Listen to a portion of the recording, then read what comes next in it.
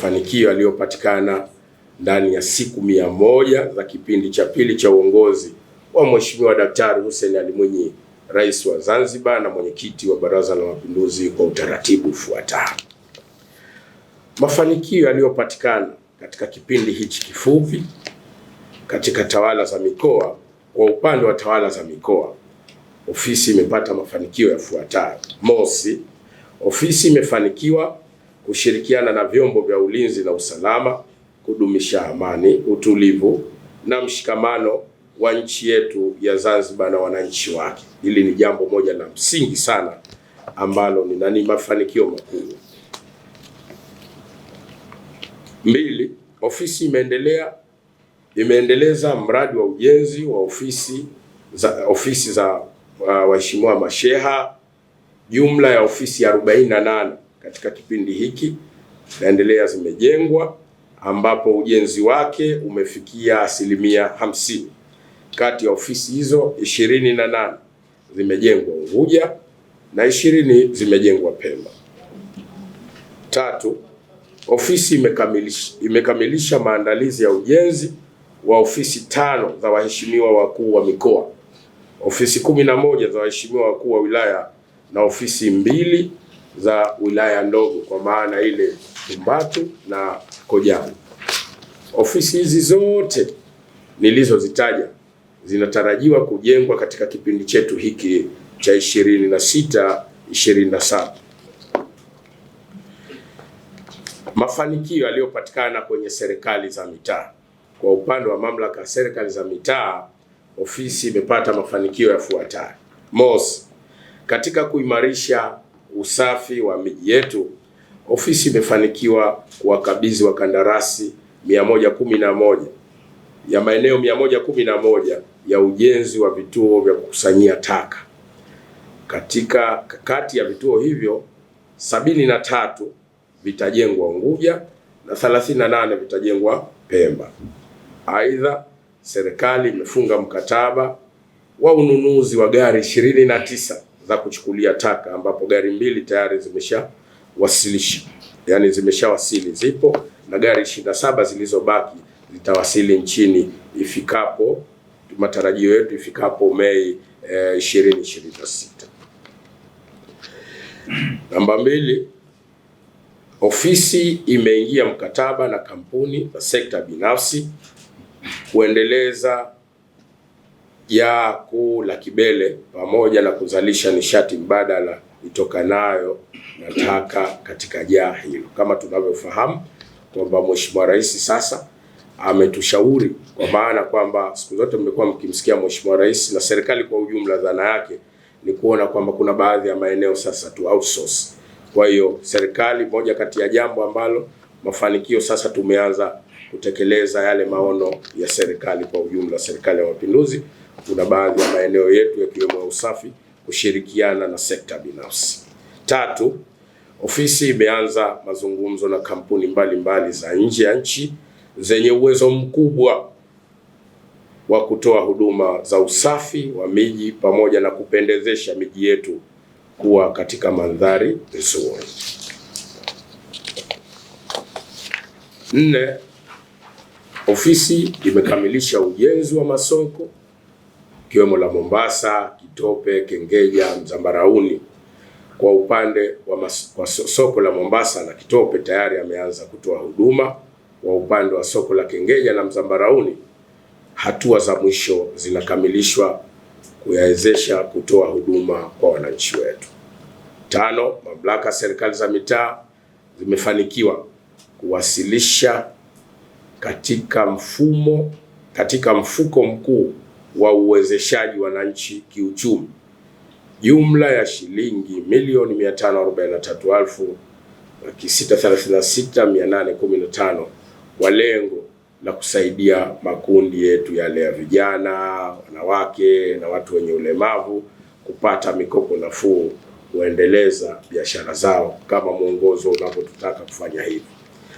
6, mamlaka serikali za mitaa zimefanikiwa pia kukusanya jumla ya shilingi bilioni 3,829,695 999 sawa na 91% ya makadirio ya kukusanya ambayo tulikadiria kukusanya bilioni 4,218,802,410.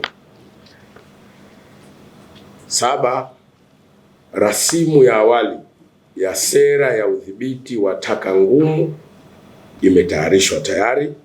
Vile vile kanuni zinazosimamia usafi wa mazingira zimefanyiwa mapitio. Kama tunavyofahamu, tumeona tuna changamoto kidogo. Awali huko ilikuwa hivyo, kufikiri kwamba namna bora ipi tunaweza kutumia zile kanuni zetu ambazo zinatufanya kuimarisha usafi zaidi.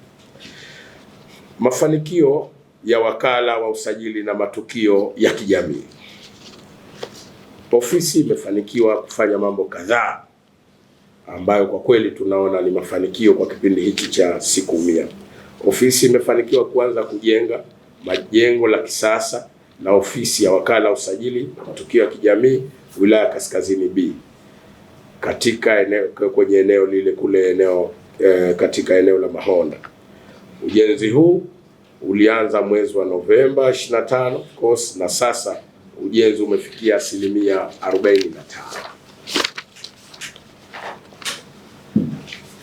2. Ofisi imefanikiwa kuimarisha mifumo ya usajili wa matukio ya kijamii ikiwemo vizazi, vifo, ndoa na talaka. Mifumo hii kwa kweli imesaidia kupunguza muda wa upatikanaji wa vyeti pamoja na kusaidia kusomana mifumo ya taarifa zake na mifumo mingine ya taasisi nchini. Kama tunavyojua, lazima mifumo hii ifanye concatenation ili kuona inaonana, ili kurahisisha huduma zile katika mifumo yetu hii ya kiserikali na mingine iliyo. Mafanikio ya ofisi ya mrajisi wa jumuiya zisizo za kiserikali lazima, wengine wamezoea kusema NGOs. Ofisi imefanikiwa kusajili na kuratibu jumuiya zisizo za kiserikali kuhakikisha zinatekeleza majukumu yao kwa mujibu wa sheria za nchi. 2.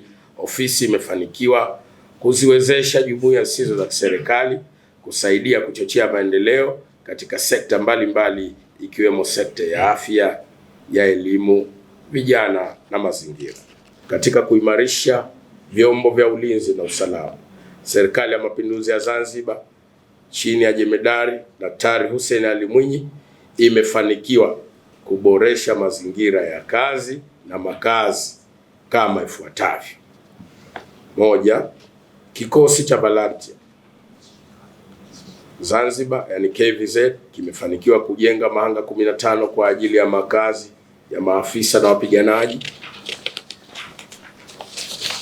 Aidha, KVZ kimefanikiwa kuendeleza ujenzi wa majengo mawili ya hospitali yenye hadhi ya hospitali ya wilaya katika kambi ya makao makuu Mtoni na kambi ya Ndugu Kitu kule Pemba.